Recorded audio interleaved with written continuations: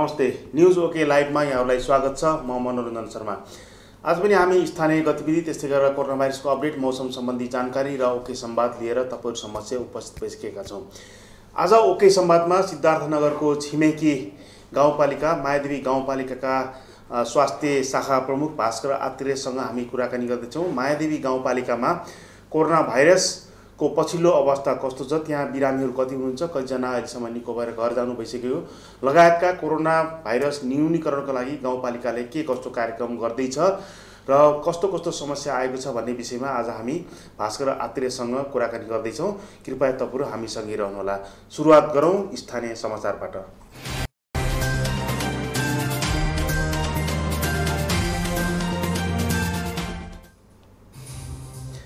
स्थानीय समाचारको सुरुवात गरौँ भैरुवा स्थित गौतम बुद्ध अन्तर्राष्ट्रिय विमानस्थलको समाचारबाट।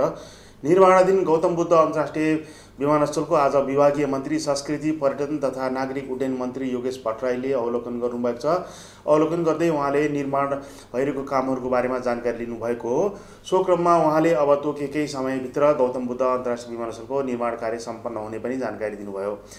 शुक्रबार निर्माणाधीन विमानस्थलको कार्य प्रगति बुझ्न भैरुवा आइपुग्नुभएका मन्त्री भट्टराईले सो कुरा बताउनु भएको हो। नागरिक उड्डयन प्राधिकरणका अधिकारीसहित भैरुवा विमानस्थलमा आउनुभएका मन्त्री भट्टराईले अहिलेसम्म भएको निर्माणको प्रगति विवरण र अब बाँकी रहेको कामहरूको विषयमा जानकारी लिनुभएको थियो। सो क्रममा विमानस्थल आयोजना प्रमुख इन्जिनियर प्रवेश अधिकारीले अहिलेसम्म भए गरेका कामहरूको विषयमा जानकारी गराउँदै विदेशबाट दक्ष प्राविधिक आएको 3 महिनाभित्रमा बाँकी काम सम्पन्न हुने बताउनुभयो। अहिले फिनिसिङ इन्टेरियर लगायतको काम भइरहेको समेत उहाँले जानकारी दिनुभयो। विदेशबाट आउने दक्ष प्राविधिकको विषयमा मन्त्रालयले परराष्ट्र मन्त्रालयमा आवश्यक प्रक्रियाका लागि पत्राचार गरिसकेको र छिटै दक्ष प्राविधिक आउने मन्त्री भट्टराईले सो क्रममा जानकारी गराउनु भएको थियो। ICB-1 अन्तर्गत कामको लागि चीनबाट 35 जना प्राविधिक आउनुपर्नेछ र उनीहरू तयारी अवस्थामा रहेका छन्। नेपाल सरकारको अनुमति प्राप्त भएपछि चीनबाट प्राविधिकहरू स्वास्थ्य मापदण्ड पूरा गरी आउनेछन्। चिनिया प्राविधिकले धावन मार्गको लाइट जडान, central AC fitting, X ray machine, baggage handling system, conveyor belt लगायतका उपकरण जडान गर्नेछन् भने ICB-2 अन्तर्गत एरोथाई कम्पनीले जिम्मा लिएको उपकरणहरू कन्ट्रोल टावर, मौसम पूर्वानुमानका उपकरण, जहाजको अवस्थिति तथा दूरी हेर्ने लगायतका उपकरणहरू छन्। ICB-2 मार्फत थाइल्यान्ड, अमेरिका र अस्ट्रियाबाट प्राविधिक आउनुपर्नेछ। प्राविधिकहरू भैरुवा आइपुगेको 90 दिनभित्र काम सम्पन्न हुने गौतम बुद्ध विमानस्थल आयोजना कार्यालयले जनाएको छ। अन्य कामहरू पनि प्यारलली समानान्तर रूपमा भइरहेका छन्। पेरिफेरी रोड निर्माण भइरहेको छ भने फेन्सिङको काम लगायत भइरहेका छन्। साजसज्जा पेन्टिङको काम पनि भइरहेको छ। अब अर्को हप्तादेखि गार्डनिङको काम पनि सुरु हुने विमानस्थल आयोजना कार्यालयले जनाएको छ। अब विमानस्थलको यो समाचारपछि अब एकैछिन अर्को समाचार, लकडाउन सम्बन्धी समाचार। रूपन्देही जिल्ला प्रशासन कार्यालयले लकडाउनलाई खुकुलो गराएसँगै अथवा चाहिँ स्वरूप परिवर्तन गराएसँगै स्थानीय बजारहरूमा चहलपहल सुरु भएको छ। तर तोकिएका मापदण्ड विपरीतका बजारहरू पनि खुलिरहेका छन्। हाट बजार सञ्चालनमा रोक लगाइएको छ। तर चाहिँ भैरुवा स्थित पुतली बजारमा हाट बजार सञ्चालन भएको पाउन सकिन्छ। दृश्यमा तपाईले हेर्न सक्नुहुन्छ। यो चाहिँ तरकारी बजारको दृश्य हो। तरकारी बजार भित्र र बाहिर पर्याप्त रूपमा मानिसहरू तरकारी बिक्री गरिरहेको पाइन्छ। त्यसै गरेर भित्र पनि तरकारी बिक्रीको लागि स्थानहरू उपलब्ध गराइएको छ। त्यसै गरेर ठेलामा फलफुल लगायतका तरकारीहरू पनि बिक्री वितरणको लागि राखिएको पाइएको छ। यद्यपि अहिले पनि सब्जी मण्डीहरू बन्दाबन्दीको अवस्थामा रहेको हो, तर भित्र खुलेको पाइएको छ। यसले गर्दा कोरोना भाइरसको संक्रमणको जोखिम बढ्ने पाइन्छ। पछिल्लो समय लकडाउन खुकुलो भएसँगै अर्थात् स्वरूप परिवर्तन भएसँगै बजारमा चहलपहल बढ्दै गएको छ। बैंक वित्तीय संस्थाहरूमा पनि भिडभाड बढिरहेको छ। यसै सन्दर्भमा आज हामीले बैंक वित्तीय संस्थाका प्रमुखसँग कुराकानी गरेका थियौँ र उहाँहरूसँग लकडाउन पछि के कस्तो अवस्था छ, कसरी कार्य सम्पादन गर्नुभएको छ भन्ने राय लिएका थियौँ। यसै विषयमा श्री इन्भेस्टमेन्ट कम्पनीका कार्यकारी नायब प्रमुख खिमबहादुर कार्कीसँग हामीले कुराकानी गरेका थियौँ। हेरौँ अब उहाँको भनाइ।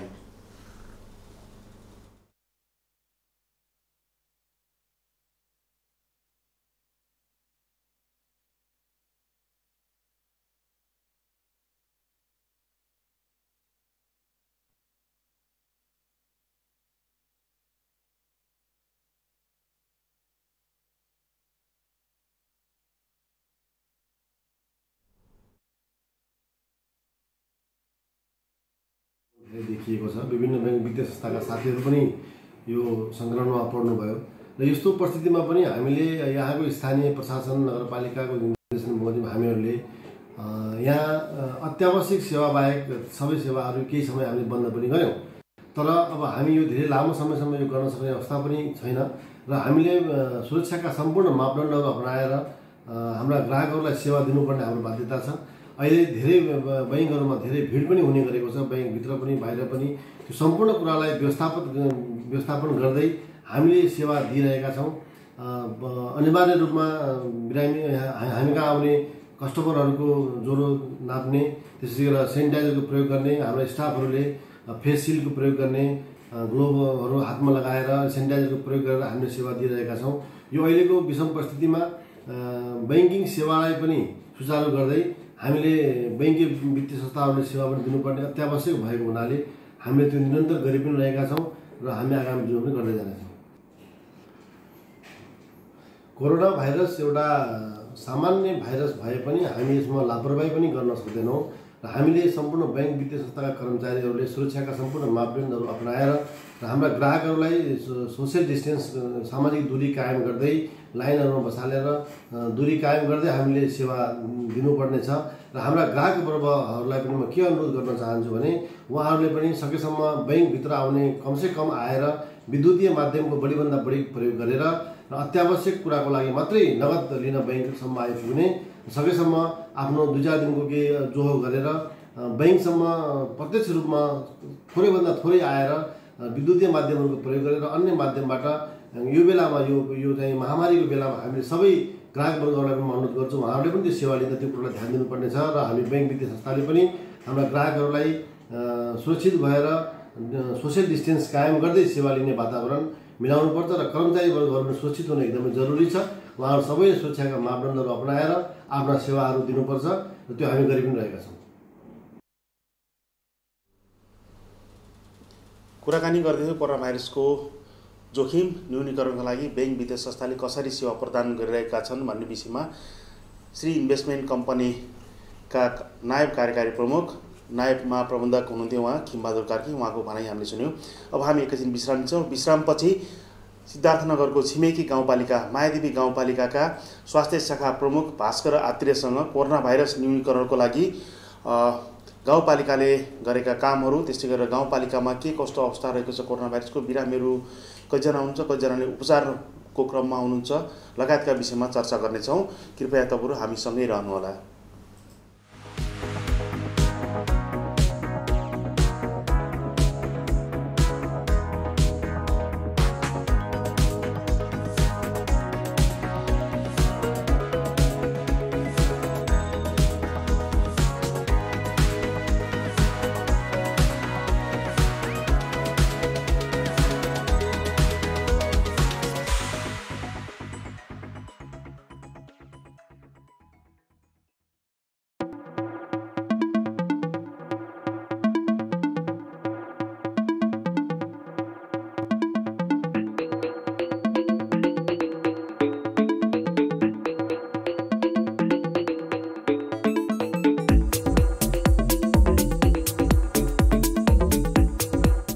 ओके न्यूज जनहितमा जारी सन्देश। कोरोना भाइरसबाट बच्न अपनाउनु पर्ने सावधानीहरू।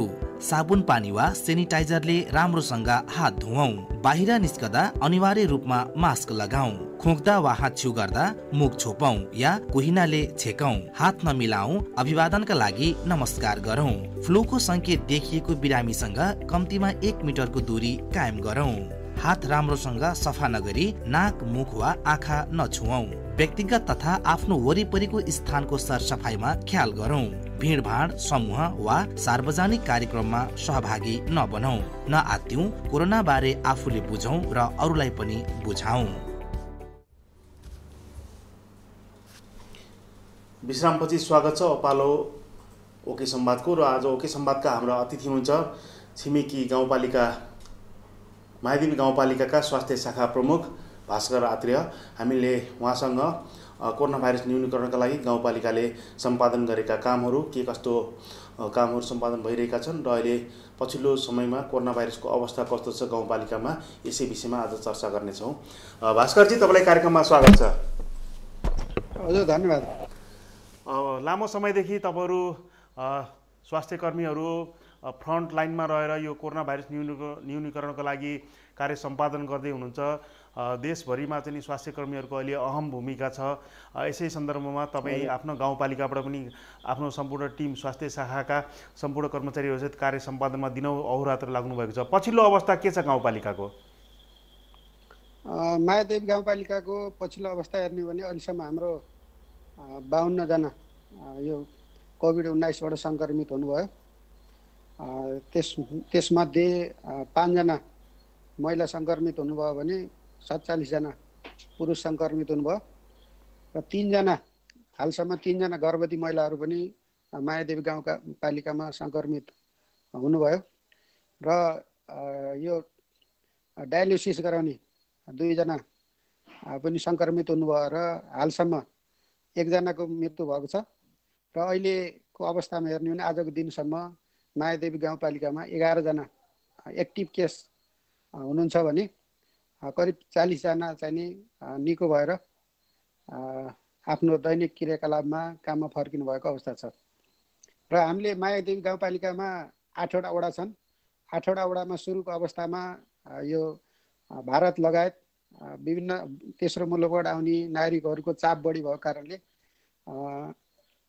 8वटा वडामा हामी क्वारेन्टाइनहरू सञ्चालन गऱ्यौँ र अहिलेसम्म करिब 700 जना हामी क्वारेन्टाइनमा मायादेवी गाउँपालिकाका नागरिकहरूलाई क्वारेन्टाइनमा राखेर सेवा दियौँ र ती 700 जनामध्ये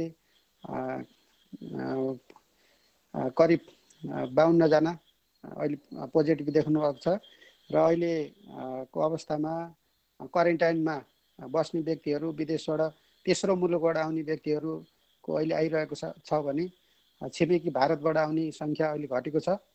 तर पनि मायादेवी गाउँपालिकामा 2 किलोमिटर जति खुल्ला सिमाना भएको, त्यसपछि नेपाल र भारत रोटी बेटीको सम्बन्ध भएको र अहिले पनि भारतमा आफ्नो नाता मावल ससुरालीहरू जाने क्रम चलिरहेको र भारतमा अहिले विश्वकै दोस्रो सङ्क्रमण सङ्ख्या हेर्दाखेरि विश्वमै दोस्रो स्थानमा रहेको र भारतबाट यसरी आवत जावत खुल्ला भएको कारणले सङ्क्रमण अझै बढ्ने हामीले महसुस गरिरहेका छौँ।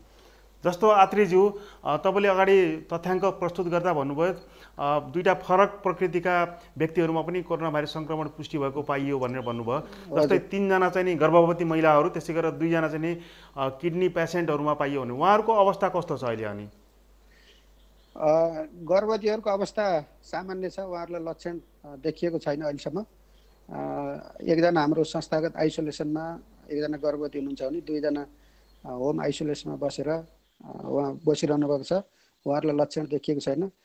यो किडनी पेसेन्टमा 1 जनाको हाम्रो मृत्यु भयो। सुरुको अवस्थामा यो रूपन्देहीमा पोजिटिभ देखिसकेपछि डायलिसिस गर्ने रूपन्देहीमा समस्या भयो। हामीले प्रदेश स्वास्थ्य निर्देशनालयको समन्वयमा पाटन अस्पतालसँग समन्वय गरेर हामी पाटन अस्पतालमा रिफर गऱ्यौँ। त्यहाँ एक हप्ता उहाँ उपचारमा रहिसकेपछि उहाँको मृत्यु भयो, जसले हामीलाई दुखी गराएको छ।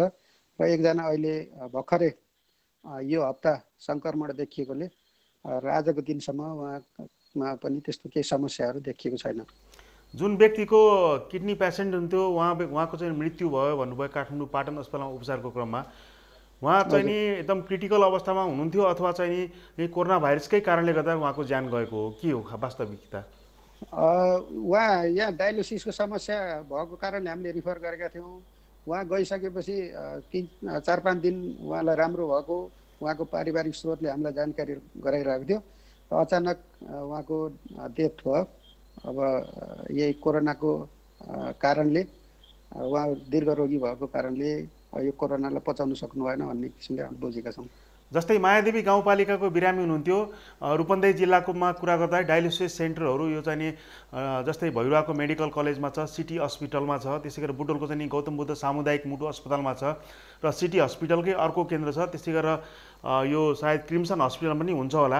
यो यहाँ हुँदा यस्तो सुविधा हुँदाहुँदै यहाँको अस्पतालले अहिले पछिल्लो अवस्था आजको दिनमा हेर्ने हो भने सबै स्वास्थ्य मन्त्रालयले सबै डायलिसिस सेन्टरहरूलाई आफूले नियमित डायलिसिस गराएका रोगीहरूलाई त्यहीँ जो छुट्टै डायलिसिस मेसिनको व्यवस्था गरेर त्यहीँ डायलिसिस गराउने परिपत्र गरेको सन्दर्भमा अहिलेको अवस्थामा आजको दिनमा रूपन्देहीमा पनि त्यो सेवा सुरु भएको छ र अहिले हाम्रो एकजना डायलिसिस जसलाई कोभिड सङ्क्रमण देखिएको छ उहाँले यही मेडिकल कलेजमा त्यो डायलिसिस सेवा लिइरहनु भएको छ। त्यहाँ मेडिकल कलेजमा मैले जानकारी पाएअनुसार बुधबार र शनिबार सङ्क्रमित व्यक्तिहरूलाई डायलिसिस सेवा दिइरहेको छ।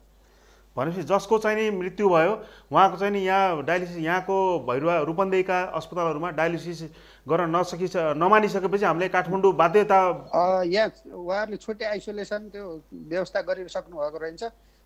हाम्रो करिब 15 दिन अगाडि उहाँलाई सङ्क्रमण देखिएको थियो। त्यो केसले यो प्रदेशलाई र विशेष गरी हाम्रो स्वास्थ्य निर्देशनालयलाई झकझकायो।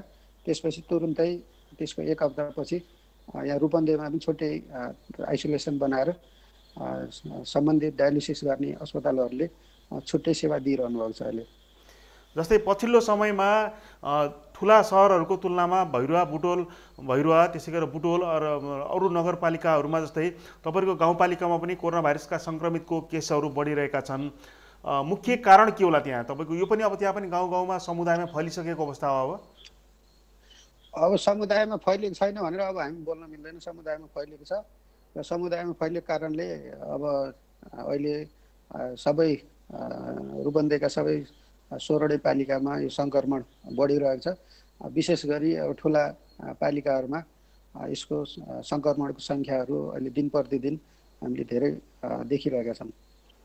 जस्तै बिरामीहरूलाई सबै होम आइसोलेसनमा हुनुहुन्छ कि त्यस्तो दीर्घरोगी जस्तो किडनी पेसेन्ट भयो उहाँलाई चाहिँ अस्पतालमा राखिएको छ भन्नुभयो। अरू उपचार कसरी भइरहेको छ उहाँहरूको? हामीले 3टा आइसोलेसन सेन्टरहरू चलायौँ अहिलेसम्म। एउटा भैरुवाको होटलमा पनि हामी त्यो होटललाई पनि बुक गरेर आइसोलेसन सेन्टरको रूपमा हाम्रा सङ्क्रमित व्यक्तिहरूलाई हामीले राख्यौँ र एउटा हाम्रो मायादेवी गाउँपालिकाको 5 नम्बर वडा सेमरा नम्बर रहेको स्कुललाई पनि हामी आइसोलेसनको रूपमा सञ्चालन गऱ्यौँ र गोना सामुदायिक भवनलाई पनि हामी सञ्चालन गरेर सङ्क्रमित व्यक्तिहरूलाई हामीले त्यहाँ राखेर सेवाहरू दियौँ। र अहिले हामीसँग मायादेवी 5 सेमरा नम्बर रहेको स्कुलमा मात्रै आइसोलेसन सेन्टर रहेको छ र अहिले 5 जना मात्रै हाम्रो संस्थागत आइसोलेसनमा रहेको हुनाले धेरै सङ्ख्या अहिले नभएकोले अरू 2टालाई हामी अहिले सञ्चालनमा छैनन्। गाउँपालिकाको कर्मचारीहरूमा पनि कोरोना भाइरस सङ्क्रमण देखेर गाउँपालिका नै अवस्था बन्द गर्नुपर्ने अवस्था आएको पनि जानकारीमा आएको थियो, बाहिर समाचारहरू आएका थिए। अहिले के छ गाउँपालिकाको अवस्था, कर्मचारीहरूको अवस्था? त्यहाँ गाउँपालिकाको कर्मचारी, हाम्रो जनप्रतिनिधि, स्वास्थ्यकर्मी सबैलाई सङ्क्रमण देखियो। त्यसपछि हामी केही दिन गाउँपालिका बन्द गरेर अहिले उहाँहरू सङ्क्रमण मुक्त भइसक्नु भएको छ र अहिले नियमित सेवाहरू हाम्रो सञ्चालनमा रहेको छ। जस्तो यो तपाईँको अब न्यूनीकरणको क्रममा चाहिँ नि स्वास्थ्य शाखाले चाहिँ नि के कस्तो अहिले कार्यक्रमहरू ल्याइरहेको छ पछिल्लो समयमा? के कुरामा ध्यान दिनुभएको छ तपाईँले यो कोरोना भाइरस जोखिम न्यूनीकरणको लागि? हामीले यो जनचेतनाहरू फैलाउने, माइकिङ गर्ने, त्यसपछि हाम्रो स्वास्थ्य कर्मीहरूलाई परिचालन गर्ने, महिला स्वयंसेवकहरूलाई परिचालन गरेर, जनप्रतिनिधिहरूलाई परिचालन गरेर यस सम्बन्धी जनचेतना फैलाउने काम गरिरहेका छौँ भने बेला बेलामा माइकिङ गरेर पनि नागरिकहरूलाई सचेत गराइरहेका छौँ। मास्कको प्रयोग गर्ने, दूरी कायम गर्ने र बेला बेलामा हात धुने यो कुराहरू हामीले समुदायमा बताइरहेका छौँ। जस्तो गाउँपालिका अन्तर्गत तपाईँको गाउँपालिका अन्तर्गत स्वास्थ्य चौकीहरू, उपस्वास्थ्य चौकीहरू कतिवटा छन्? हाम्रो पुरानो 4वटा स्वास्थ्य चौकी छ भने हाम्रो 8वटा वडा थियो। अहिले 4वटा स्वास्थ्य संस्था नभएको ठाउँमा पनि आधारभूत स्वास्थ्य केन्द्रहरू हामीले खोलेर 8वटा स्वास्थ्य संस्था मार्फत हामीले स्वास्थ्य सेवाहरू चलाइरहेका छौँ। अनि यो जोखिम बढेसँगै चाहिँ नि तपाईँको त्यो स्वास्थ्य केन्द्रहरूबाट नियमित रूपमा सामान्य यो स्वास्थ्य प्रक्रियाहरूको बिरामी भएका मान्छेहरू पनि उपचार विगतमा जस्तै निरन्तर भइरहेको छ अहिले कि यो तोकिएर मात्रै अहिले उपचार गर्ने गरी के छ त्यहाँ स्वास्थ्य चौकीहरूको उपचार? सेवा निरन्तर छ। हाम्रो एउटा स्वास्थ्य संस्थामा स्वास्थ्यकर्मीलाई एकजना स्वास्थ्यकर्मीलाई सङ्क्रमण देखियो भने हामीले 1 हप्ता त्यो स्वास्थ्य चौकीलाई बन्द गरेका थियौँ भने अहिले सबै स्वास्थ्य संस्थाबाट नियमित रूपमा हामीले स्वास्थ्य सेवाहरू नागरिकहरूलाई दिइरहेका छौँ। त्यो स्वास्थ्य शाखामा काम गर्ने प्राविधिकहरू स्वास्थ्य कर्मीहरूको जो फ्रन्ट लाइनमा बसेर चाहिँ अहिले गाउँपालिकामा चाहिँ नि कोरोना भाइरस न्यूनीकरण जोखिम न्यूनीकरणको लागि पर्नु भएको छ, उहाँहरूको चाहिँ नि सुरक्षा सतर्कताको लागि गाउँपालिकाले स्वास्थ्य शाखाले कस्तो कस्तो मापदण्डहरू लिएर आएको छ, के कस्तो कुरामा ध्यान दिनुभएको छ?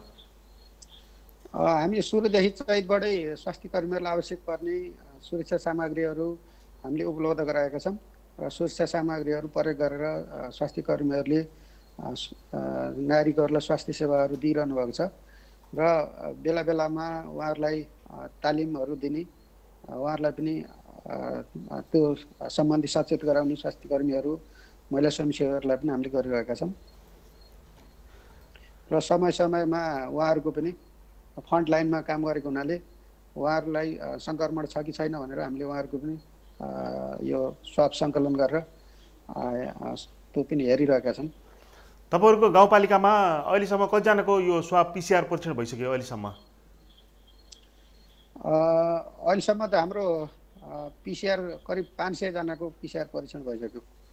500 जनाको यो चाहिँ नि यो गाउँपालिकाले आफ्नै खर्चमा अथवा चाहिँ स्वास्थ्य कार्यालयसँग मिलेर गरेको हो या यो चाहिँ नि निजीमा पनि पठाइयो? हामीले के कस्तो गरिएको छ व्यवस्था परीक्षणको लागि? हामी निजीमा हामीले रिफर गर्दैनौँ। हामी स्वास्थ्य कार्यालयसँग समन्वय गरेर हाम्रो प्रदेश प्रयोगशाला जनस्वास्थ्य प्रयोगशालामा हामीले स्वाब सङ्कलन गरेर पठाउँछौँ र हालको केही हप्तादेखि लुम्बिनी प्रादेशिक अस्पतालमा पनि स्वाब सङ्कलन गरेर पठाउने गरेको छ।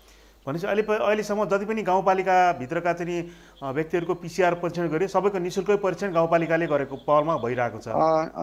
निःशुल्क गरिरहेको छ। कोही आफै पनि छिटो रिपोर्ट चाहिने अथवा आफै निजी स्तरमा सञ्चालित ल्याबहरूमा पनि गएर जाँच गरेर त्यहाँबाट पनि सङ्क्रमण पुष्टि भएर आएको पनि हामीले पाउँछौँ। जस्तो गाउँपालिकामा रहेका गरिब विपन्न त्यसै गरेर ज्येष्ठ नागरिकहरूको स्वास्थ्य परीक्षण अथवा यो PCR परीक्षण गर्नु पर्यो भने उहाँहरूलाई चाहिँ निःशुल्क सिफारिस गर्नुहुन्छ अथवा सशुल्कमा जसको अनिवार्य गर्नुपर्ने देखियो भने त्यसको लागि के कस्तो मापदण्ड बनाउनु भएको छ स्वास्थ्य शाखा कार्यालयले?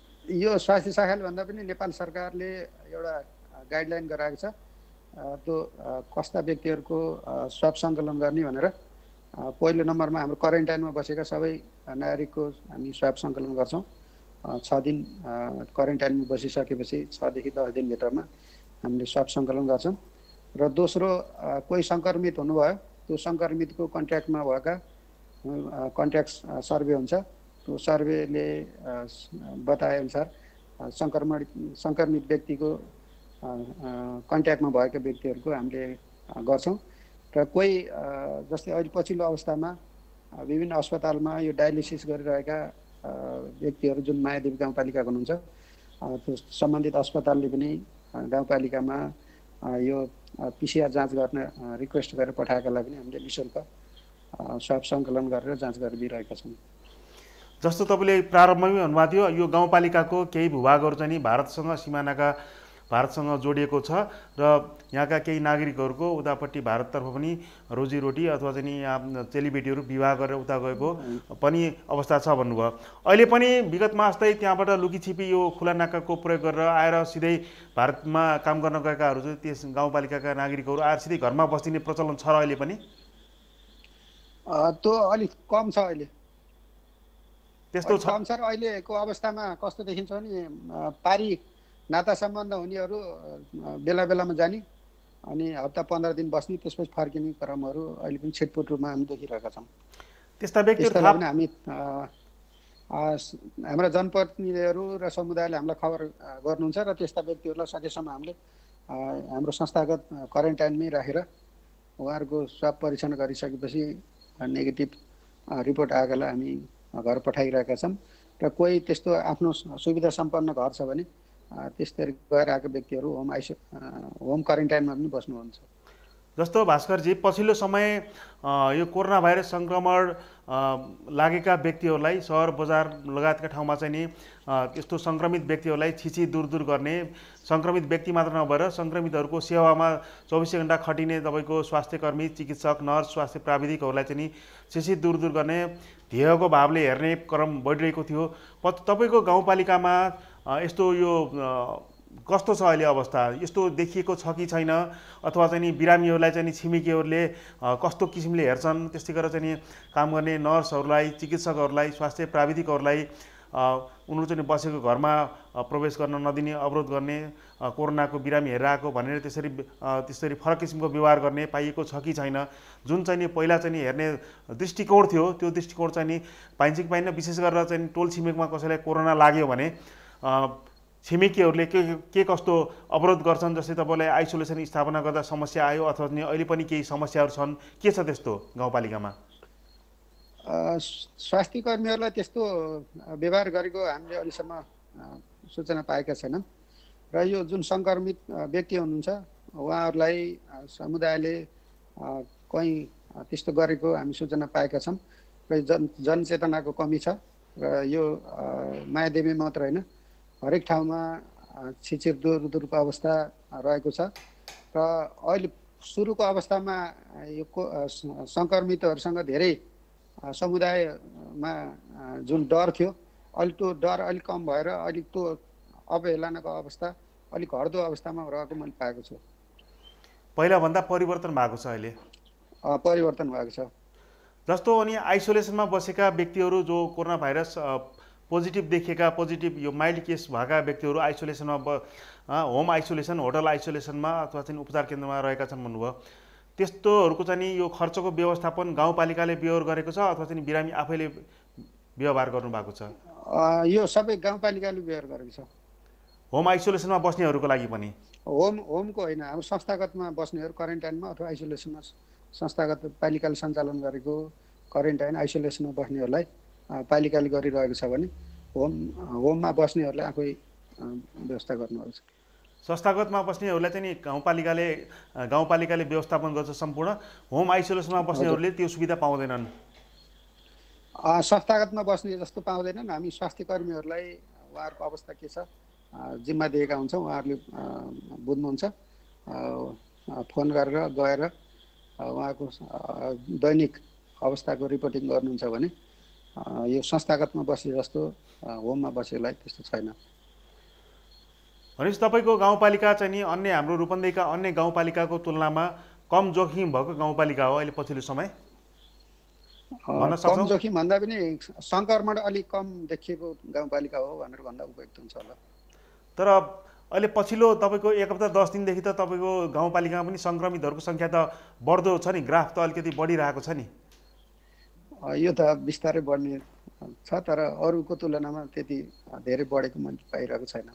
कतिजनाको परीक्षणको रिपोर्ट आउन बाँकी छ अझै? हामीसँग अहिले 7 जनाको मात्रै बाँकी छ। 7 जनाको कन्ट्र्याक्ट ट्रेसिङमा पर्नु भएको सबै?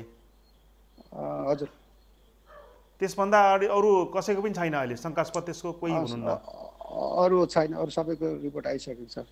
कन्ट्र्याक्ट ट्रेसिङमा परेको 7 जनाको मात्र रिपोर्ट आउन बाँकी छ। आज कुनै पनि सङ्क्रमित पुष्टि भएन हाम्रो गाउँपालिकामा? आज हाम्रो 2 जना पुष्टि भएको छ, निजी प्राइभेट ल्याबमा गएर जाँच गर्नुभएको रहेछ। 2 जना सङ्क्रमित भएको भनेर आज पुष्टि भएको छ। पछिल्लो समय जस्तै तपाईँले भन्नुभयो विदेशबाट पनि आउने छन् र चाहिँ नि भारतबाट पनि आउने छन्। अहिले चाहिँ नि विदेशबाट र भारतबाट आउनेहरूमा सङ्क्रमण देखिएको छ कि छैन? र चाहिँ नि अथवा चाहिँ सबै हाम्रो समुदायकै हुन्? सबै देखिएको छ, यो समुदायमा देखिएको छ। विदेशबाट आउने, भारतबाट आउने हामी क्वारेन्टाइनमा राखेका व्यक्तिहरूमा पनि देखिएको छ। विदेशबाट आउनेमा पनि अहिले हाम्रो 11 जना एक्टिभ केसमा हाम्रो 3 जना चाहिँ नि अहिले क्वारेन्टाइनमा बसेका व्यक्तिहरू सङ्क्रमित हुनुहुन्छ एक्टिभ केस। अहिले क्वारेन्टाइनमा कतिजना हुन्छ टोटल? अहिले क्वारेन्टाइनमा आजको अवस्थामा आज हुनुहुन्न। कुन ठाउँमा सञ्चालनमा छ हाम्रो क्वारेन्टाइन? हाम्रो हाजी आयतुल्ला मावि भन्ने छ। हजुर। त्यहाँ सञ्चालित छ र हाम्रो 3 जना हुनुहुन्थ्यो, 4 जना हुनुहुन्थ्यो, 4 जनामा 3टा सङ्क्रमित हुनुभयो, 1 जना नेगेटिभ रिपोर्ट आएको हुनाले हामीले उहाँलाई होम क्वारेन्टाइनमा पठायौँ भने 3 जना हाम्रो अहिले क्वारेन्टाइनमा सङ्क्रमित देखिएको छ। अनिवार्य रूपमा 14 दिन क्वारेन्टाइनमा राख्ने गरिएको छ अहिले पनि? क्वारेन्टाइनमा त अहिले 6 देखि 10 दिनभित्रमा हाम्रो स्वाब सङ्कलन हुन्छ। त्यसपछि उहाँहरूको रिपोर्ट आइसकेपछि पोजिटिभ आयो भने हामी आइसोलेसनमा राख्छौँ, नेगेटिभ आयो भने 1 हप्ता होम क्वारेन्टाइनमा बस्ने सल्लाह दिएर घर पठाउँछौँ। भनेपछि क्वारेन्टाइनमा बस्नेहरूको अनिवार्य PCR परीक्षण पछि बल्ल घर पठाउनै गर्नुभएको छ अहिले? हजुर।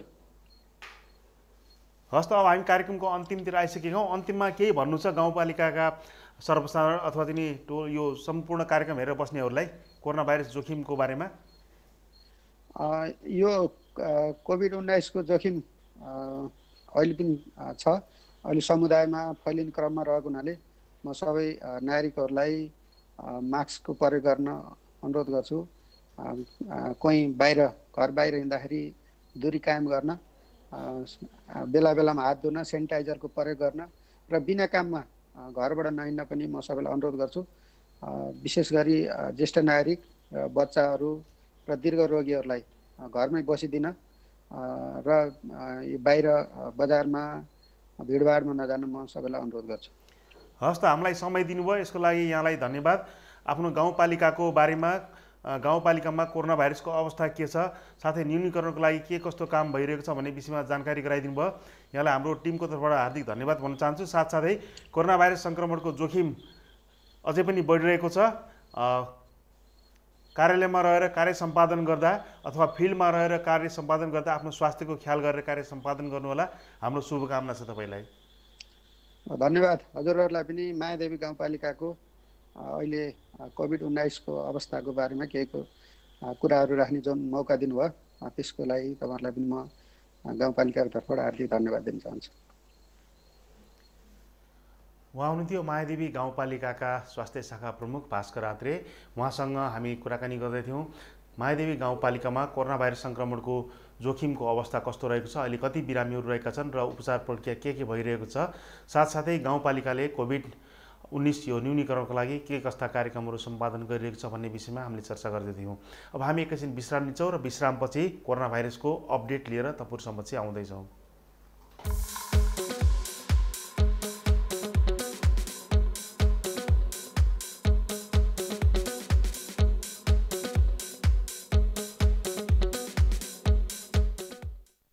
नेपाल स्ट्राइप्सको नेपालमै पहिलो अल्मुनियम र जिङ्क कोटेड रङ्गीन जस्ता पाताहरू घाम पानीले असर नगर्ने, गर्मीमा नतातिने, खिया प्रतिरोधी र वर्षौंसम्म टिक्ने जापानको उच्च स्तरीय निप्पन पेन्ट प्रयोग गरिएको।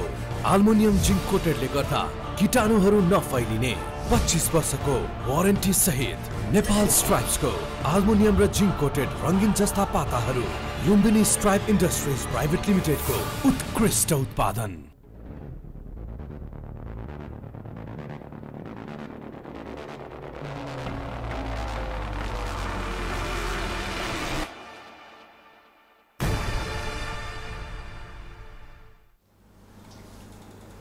विश्रामपछि स्वागत छ। अब पालो कोरोना भाइरसको अपडेट र प्रारम्भमा हाम्रो देशको अपडेट। गएको 24 घण्टामा हाम्रो देशमा नयाँ कोरोना भाइरस सङ्क्रमितहरूको सङ्ख्या 1454 पुगेको छ। अर्थात् 1454 जना नयाँ सङ्क्रमित थपिएका छन्। आजको दिनसम्म सबैभन्दा बढी सङ्क्रमित थपिएको पनि आज नै हो। 1454 जना नयाँ सङ्क्रमित थपिँदा जम्माजम्मी सङ्क्रमितहरूको सङ्ख्या 51919 पुगेको छ। 51919 मध्ये निको भएर घर जानेहरूको सङ्ख्या 36672 रहेको छ। निको भएर घर जानेहरूको सङ्ख्या 36672 छ र तीमध्ये पनि अझै पनि 14925 जना विभिन्न आइसोलेसन सेन्टर तथा अस्पतालमा बसेर उपचार गराइरहेका छन्। त्यस्तोको सङ्ख्या 14025 रहेको छ। आजको दिनसम्म 322 जनाको मृत्यु भइसकेको छ भने क्वारेन्टाइनमा 6078 जना हुनुहुन्छ। क्वारेन्टाइनमा अझै पनि 6078 जना नागरिक रहेछन्। एकजनाको बसाइ अवधि कम्तीमा पनि 14 दिन हुने गरेको छ क्वारेन्टाइनमा। त्यसै गरेर PCR परीक्षणको दर बढेको छ र आजको दिनसम्म आउँदा 8,21,186 जनाको PCR परीक्षण पनि भइसकेको छ। RDT परीक्षण 3,12,402 मा रोकिएको छ। यो थियो देशको अपडेट। अब हामी रूपन्देहीको अपडेटको कुरा गरौँ।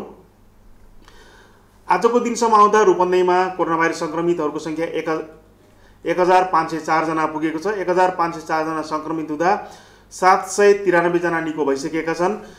त्यसमध्ये अझै पनि 697 जनाको विभिन्न आइसोलेसन सेन्टर त्यस्तै गरेर अस्पतालहरूमा उपचार भइरहेको छ भने 14 जनाको मृत्यु भएको छ हाम्रो जिल्लामा। आजको कुरा गर्दा रूपन्देहीमा आज मात्र 83 जनामा कोरोना भाइरस संक्रमण पुष्टि भएको छ। सबैभन्दा बढी बुटोल उपमहानगरपालिकामा 46 जना, त्यस्तै गरेर सिद्धार्थ नगरपालिकामा 22 जना, आज हाम्रो भैरवामा 22 जनामा कोरोना भाइरस संक्रमण पुष्टि भएको छ। कृपया सचेत रहनुहोला।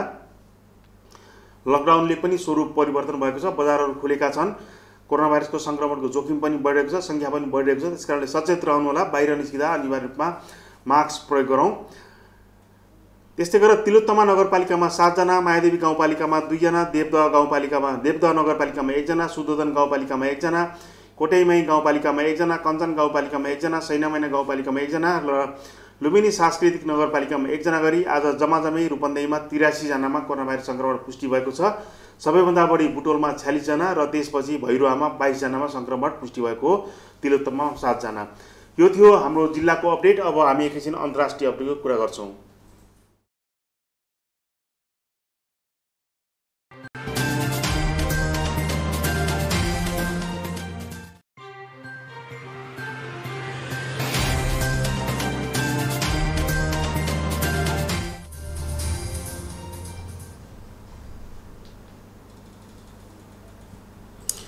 कोरोना भाइरसको अन्तर्राष्ट्रिय अपडेटको कुरा गर्दा विश्वभरमा यो समयसम्म 2,83,79,417 जना मानिसलाई कोरोना भाइरस संक्रमण पुष्टि भइसकेको छ भने 2,04,04,146 जना मानिसहरू निको भएर घर पनि गइसक्नु भएको छ। अर्थात् 2,83,00,000 बिरामी हुँदा 2 करोड मानिसहरू सन्चो भएर घर पनि गइसक्नु भएको छ भने आजको दिनसम्म 9,14,927 जना मानिसको निधन भएको छ कोरोना भाइरस संक्रमणको कारणले। अझै पनि 60,760 जना मानिसको अवस्था चिन्ताजनक रहेको छ। 60,760 जना चिन्ताजनक अवस्थामा उपचार गराइरहनु भएको छ भने मिड कन्डिसन अर्थात् सामान्य अवस्थामा 70,19,584 जना सामान्य अवस्थामा रहनु भएको छ। अमेरिकाको कुरा गर्दा अमेरिकामा सबैभन्दा बढी प्रभावित छन्। अमेरिकामा यो समयसम्म 65,89,020 जना संक्रमित पुष्टि भइसकेको छ भने त्यहाँ मृत्यु हुनेको संख्या 1,96,345 जना भइसकेको छ। भारतमा 45,92,533 जना संक्रमित हुँदा 76,546 जना संक्रमितहरूको मृत्यु भइसकेको छ। त्यसैगरी ब्राजिलमा 42,39,763 जना संक्रमित हुँदा 1,29,575 जनाको मृत्यु भइसकेको छ। कोरोना भाइरसको यो अपडेटपछि अब पालो मौसम सम्बन्धी जानकारीको।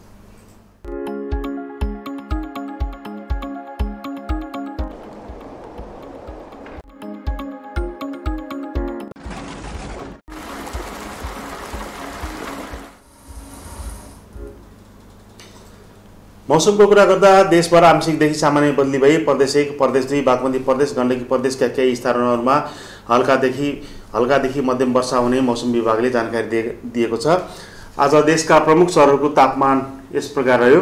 भैरवाको अधिकतम तापमान 33 डिग्री सेल्सियस, न्यूनतम तापमान 25 डिग्री सेल्सियस र वर्षा 5.8 मिलिमिटर। काठमाडौँको अधिकतम तापमान 30 डिग्री सेल्सियस, न्यूनतम तापमान 20.5 डिग्री सेल्सियस र वर्षा 4.9 मिलिमिटर। नेपालगञ्जको अधिकतम तापमान 34.8 डिग्री सेल्सियस, न्यूनतम तापमान 26.4 डिग्री सेल्सियस र वर्षा 3.7 मिलिमिटर। विराटनगरको अधिकतम तापमान 29.8 डिग्री सेल्सियस, न्यूनतम तापमान 25.4 डिग्री सेल्सियस र वर्षा 1.6 मिलिमिटर। जनकपुरको अधिकतम तापमान 32.6 डिग्री सेल्सियस, न्यूनतम तापमान 26.2 डिग्री सेल्सियस। पोखराको अधिकतम तापमान 29.5 डिग्री सेल्सियस, न्यूनतम तापमान 21.8 डिग्री सेल्सियस र वर्षा 0.6 मिलिमिटर।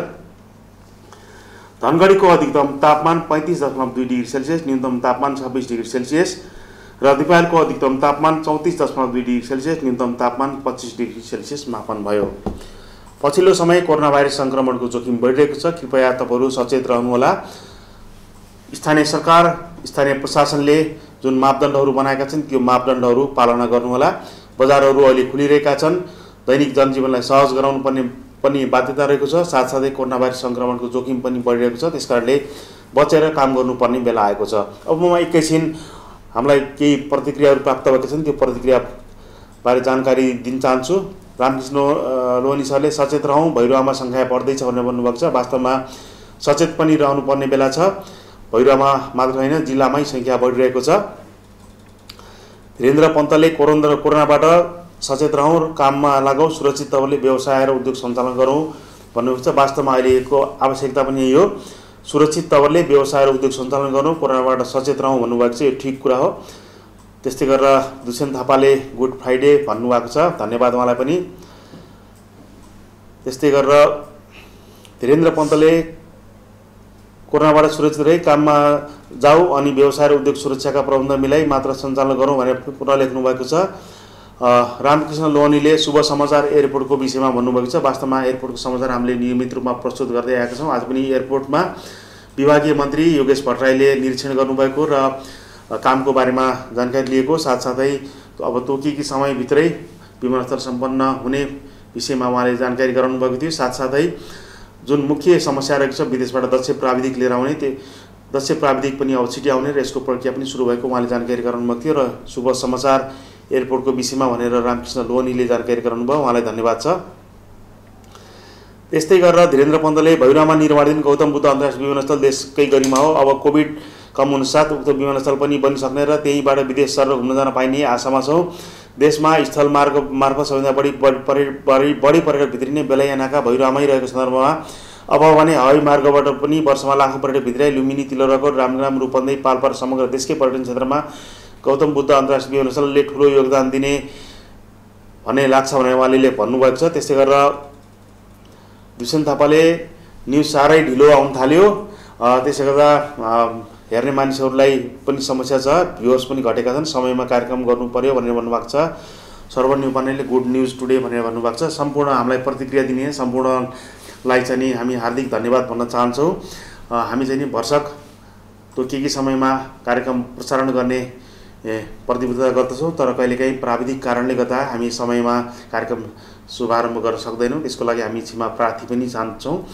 र यति भन्दै आजको कार्यक्रम हेरिदिनु भयो त्यसको लागि चेतन पन्तले एयरपोर्ट सञ्चालन अलि ढिला हुने सङ्केत छ भनेर लेख्नु भएको छ। कोरोना कारण हामीले भनिसक्यौँ, कोरोनाका कारणले चाहिँ नि गर्दा विदेशबाट आउने दक्ष प्राविधिकहरू आउन सकिरहेका छैनन् र पर्यटन मन्त्रालयले परराष्ट्र मन्त्रालयलाई आवश्यक प्रक्रियाको लागि एउटा पत्र पनि पठाइसकेको छ। परराष्ट्र मन्त्रालयले पत्र पठाइसकेपछि विदेशबाट आउने कामदारहरू तयारी अवस्थामा रहेका छन्, उनले पनि स्वास्थ्य मापदण्ड पुरा गरेर आउनुपर्ने हुन्छ र भैरवा विदेशी प्राविधिकहरू भैरवा आएको 90 दिनभित्रमा सबै यहाँ उपकरणका जडानका कामहरू सम्पन्न हुने भनेर चाहिँ आयोजना कार्यालयले जनाएको छ। त्यसकारणले कोरोनाको कारणले गर्दा रोकिए पनि दक्ष प्राविधिकहरू आएको 90 दिनभित्रमा विमानस्थलको सबै काम सम्पन्न हुने बताइएको छ। त्यसकारण आशा गरौँ छिटोभन्दा छिटो विदेशी प्राविधिकहरू भैरवमा आएर कार्यक्रमका विमानस्थलको बाँकी कामहरू सुरुवात गरौँ भन्न चाहन्छौँ हामी।